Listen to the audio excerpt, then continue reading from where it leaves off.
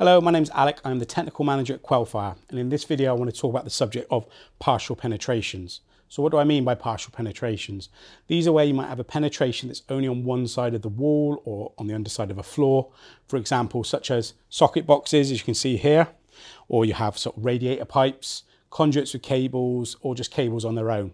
So what do we do to combat this? Because they still need a fire stop seal to reinstate that fire resistant element.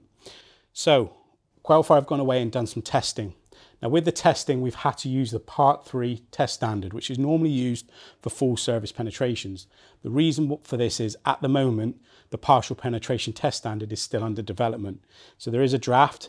It should hopefully be out in the future. I cannot say when or how because it's been in a draft for at least all my time at Quelfire so far. And when that does come out, we will see if we need to make any changes. But in the meantime, we need something now.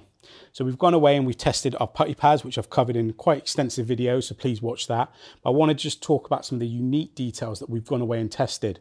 One of them you can see here, just below here, which is a sort of socket box that contains pipework for radiators. So these will normally be sat behind your radiator and come out. So we've tested solutions on both a single skin plasterboard wall and a double skin plasterboard wall, and we've tested PEX pipework and polybutylene.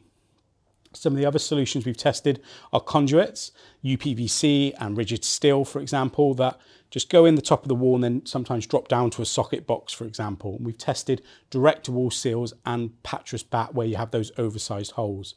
We have solutions for copper pipes where you might have them for just your radiators, very small 15mm diameter. We have MLC, that's your multi-layer composite pipework, and a few other things that you can reach out to Quelfire and ask. So for any information on our partial penetration details and what to do, especially as most projects overthink these and don't think they matter because they're quite small, they do, and they do need a seal, please reach out to our technical team. We'll give you all the information, and as always, we're always happy to assist.